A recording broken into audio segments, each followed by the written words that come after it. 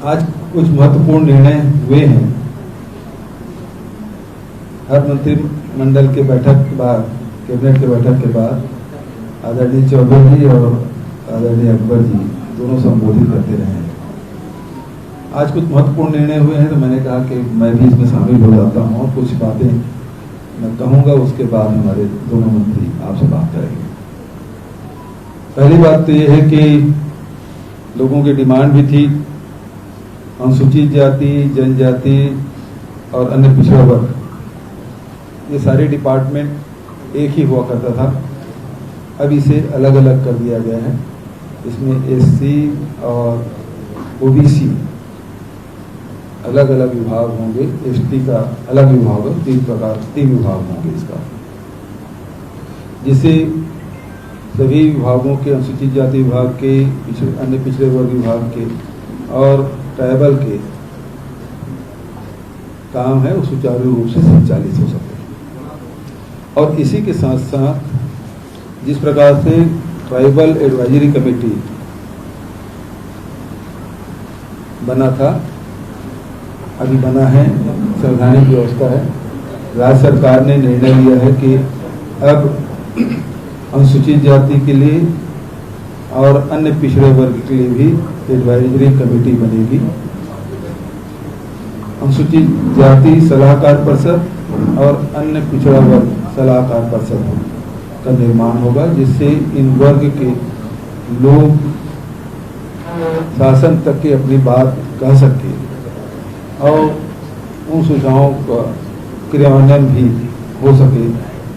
और इसके अध्यक्ष, जैसे ट्राइबल एडवाइजरी कमेटी के अध्यक्ष मुख्यमंत्री ही होते हैं, उसी प्रकार से एससी एडवाइजरी कमेटी और ओबीसी एडवाइजरी कमेटी दोनों के भी अध्यक्ष मुख्यमंत्री होंगे। और इसमें सभी पूरे प्रदेश भर के जो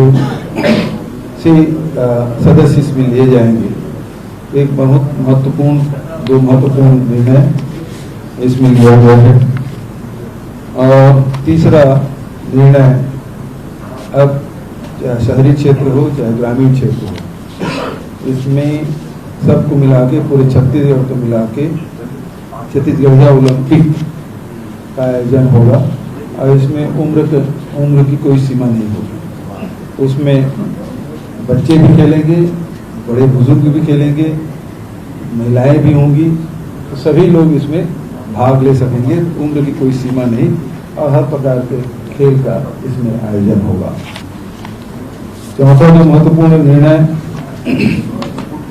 लिया गया है वो कृषि के क्षेत्र में अभी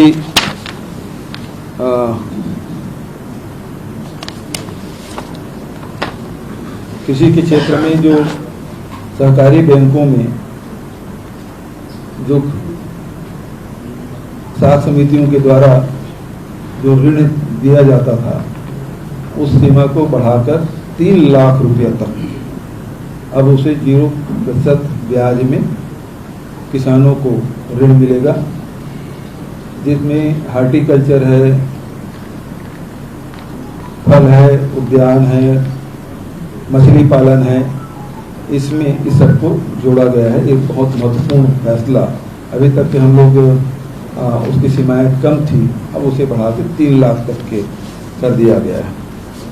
अलग अलग फल में, सब्जी में अलग अलग ऋण व्यवस्था होती थी, तो उसमें निश्चित सीमा रहता था कि जिसमें 0% ब्याज देते थे, अब उसे बढ़ा के 3 लाख तक उस सीमा को बढ़ा दिया गया है।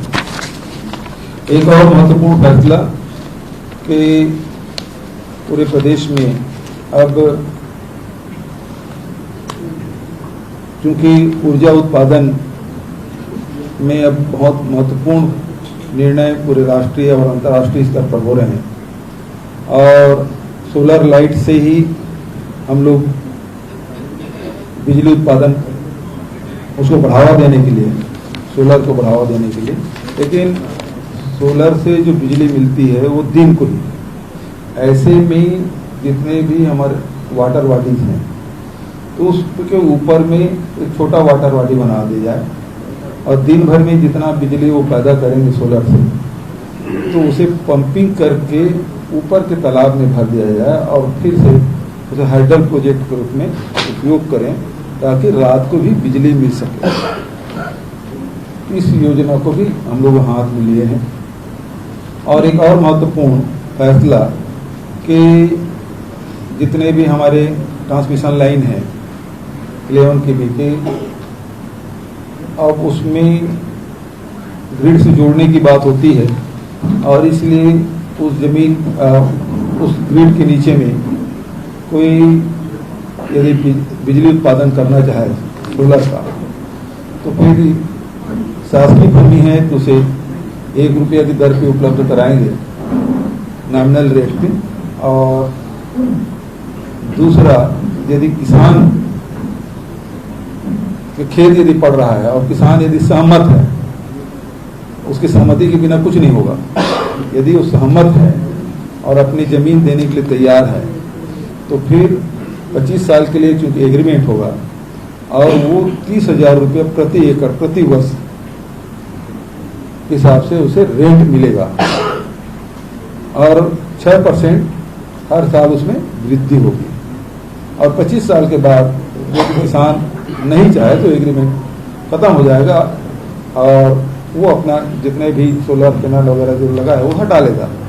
यदि सहमत है तो आगे भी बढ़ाया जा सकता है। एक बहुत क्रांतिकारी एक निर्णय छत्तीसगढ़ सरकार के द्वारा किया गया है। इसी प्रकार से सामाजिक क्षेत्र में अभी तक के करीब 48 संगठन हैं, उससे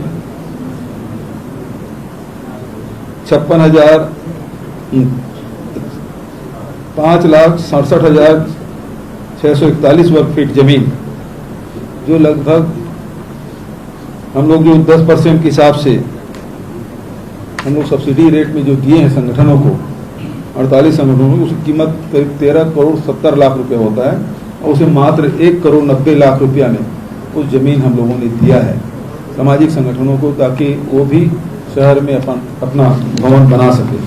इस प्रकार से कुछ महत्वपूर्ण और भी फैसले हुए हैं, तो इसकी जानकारी आदरणीय चौबे जी। शिक्षक भर्ती की बात है, लगभग 12,000 कितना आंकड़े बताएं थोड़ा सा।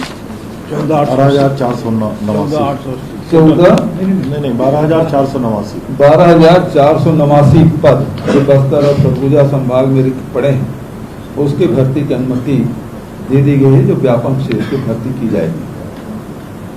इस प्रकार के फैसले हुए हैं।